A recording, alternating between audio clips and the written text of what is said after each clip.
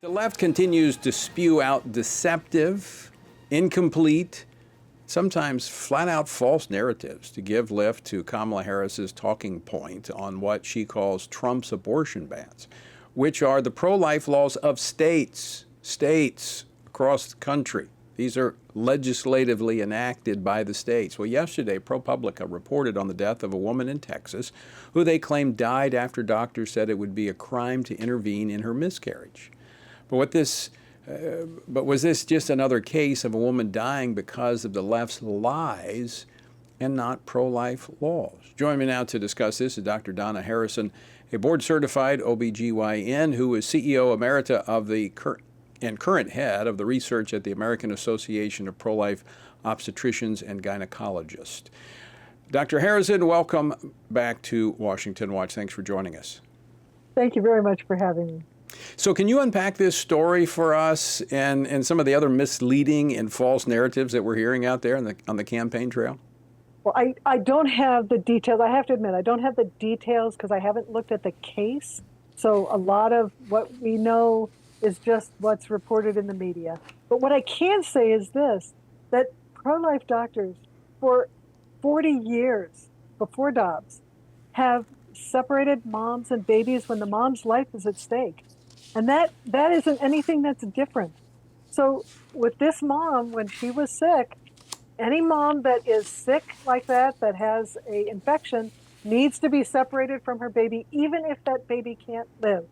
We know that. And that's part of the tragedy, but we separate the mom and the baby so that we don't lose mom and baby. And that's just part of being in good medical care. But that has nothing to do with pro-life laws. That has nothing to do with abortion regulation. So just, Dr. Harrison, a mother is the first patient, is she not? Well, she's the first patient, but she's not the only patient. Right. So, but if you are always going to work to help that mother in her medical condition. Absolutely. The mother is our patient, the child is our patient. And there are times when we know that continuing the pregnancy will result in the death of both the mother and the child. Whereas separating the mom from the baby when the baby can't live outside the womb, and those situations that are life-threatening, that will save the mom's life even though the baby dies. That's not an abortion, though. Right. So that is part of the confusion about what an abortion is. An abortion is a procedure that's done for the purpose and intent of producing a dead baby. If you are working to save the life of a mother and in that process the child dies, that is not an abortion. That is correct, because the purpose is not to produce a dead baby. So the purpose of an abortion is to produce a dead baby, and let me illustrate it real simply. If there's an abortion going on at 32 weeks and the baby lives, what do you call that? That's a failed abortion. Why? The baby failed to die. The baby didn't fail to separate, the baby failed to die. So it's very clear that the purpose of an induced abortion, the purpose of an elective abortion is to produce a dead baby, not to save a mother's life. That's a completely different purpose. Now, are women's lives being endangered by these false narratives that are being told by political leaders like Walz and Harris? Yes, they are being endangered because women need important and accurate information. And we have given excellent care through Catholic health systems, through hospitals, physicians that don't do abortions. In fact, 95% of physicians in the Midwest don't do abortions, OB-GYNs, and we certainly give excellent care. In academic centers, it's 73% of OB-GYNs don't do abortions, and we know full well what an abortion is. So the difference between an abortion and this kind of care where it's inevitable that the baby's going to die and the mom's life is at stake, that's not an abortion. That's not an abortion.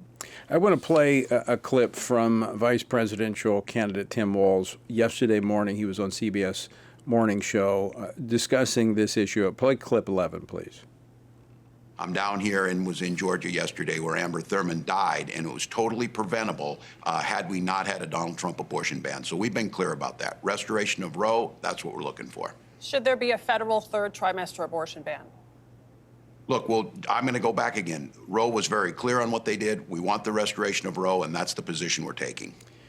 So, Dr. Harrison, what I take away from that is no limits. Oh, that's exactly right. So it's a combination of Roe and Doe, which meant that you could abort all the way up through term.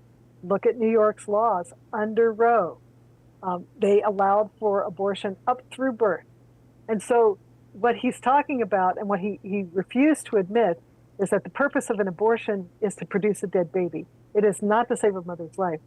And there are women that are dying from chemical abortions in states that have no pro-life restrictions. It's not an issue of regulating abortion causing women to die. It's an issue of women deserve excellent medical care, and they deserve medical care that treats both them and their child as patients. That's what we do as OB-GYN. But when you become fixated on abortion, the ending of life, it's hard to provide good health care and saving lives. I mean, that has become their top priority. It's astounding. Dr. Harris, we're out of time. Harrison, we're out of time. I want to thank you for joining us. Appreciate your insight and input. Thank you for having me.